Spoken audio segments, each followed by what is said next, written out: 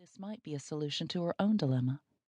She couldn't say she understood it, but people actually paid for the opportunity to eat food cooked in a chuck wagon, ride around on horses, and drive cattle.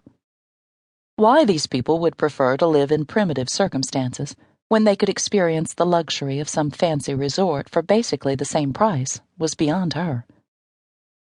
Apparently she had a lot to learn, but learn she did. After months of research, Nell was convinced that a dude ranch really was the answer. With a portion of her profits from the sale of last year's herd, she'd had brochures printed, and she'd contacted several travel companies. Now she was almost ready for business, and in a couple of months she'd be entertaining her first bunkhouse full of greenhorns. In many ways, she was a natural for this kind of work. After these few years without Jake, there wasn't a ranching chore she couldn't accomplish with the speed and dexterity of a man. At this point, she knew as much about ranching as any cowboy.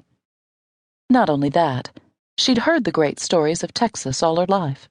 Stories about the state's settlement, and the Alamo, and the early cattle drives, and many more. She'd always loved those stories, and if she could make money telling them now, romanticizing the Old West, all the better. Heavy black clouds darkened the sky. Pushing thoughts of Jake from her mind, Nell focused her attention on the highway.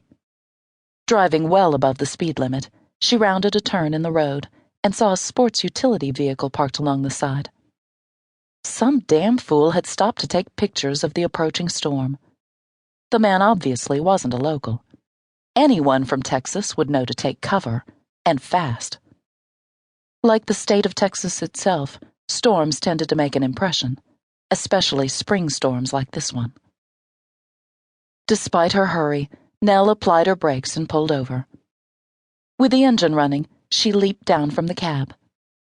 The wind slapped her long braid against her face as she raced toward the stranger. The greenhorn lowered his camera. "Howdy." He greeted her cheerfully. He was taller than she was and clean-cut. His clothes were new-looking but rumpled.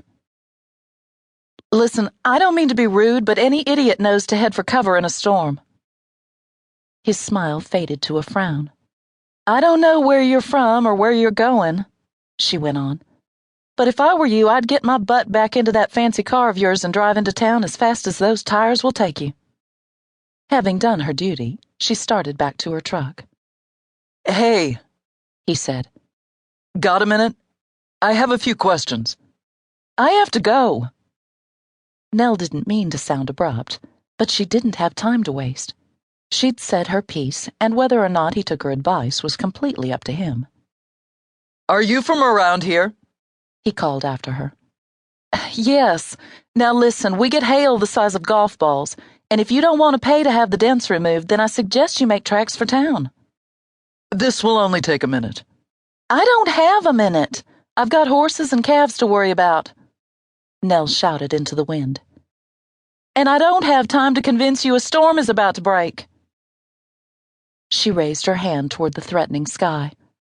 "It's going to cost you plenty if you don't get that vehicle under cover." "I'm insured." "Hail is an act of God." Whether he caught her last words or not, she didn't know. Nell leaped into her truck and put the pickup in gear. One glance in the rearview mirror proved that giving this stranger advice had been a wasted effort. He hadn't moved. Furthermore, he wasn't snapping pictures of the dark horizon anymore.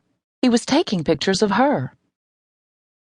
Shaking her head in wonder, Nell dismissed him from her thoughts and drove home at breakneck speed. When she pulled into the ranch yard, she saw Jeremy chasing chickens in a futile attempt to lure them into the coop. Emma and Ruth led the horses toward the barn, yanking on the reins as the two geldings battled the wind. The scene right before the tornado in The Wizard of Oz flashed through Nell's mind. She parked the truck near the barn where it would be protected and hurried toward her family. With her help, Ruth and Emma managed to secure the animals before the storm broke. By the time they scurried into the house, the rain had started and they were breathless and excited. "We did it," 12-year-old Jeremy said, exchanging a high five with his sister. Unlike most siblings, Jeremy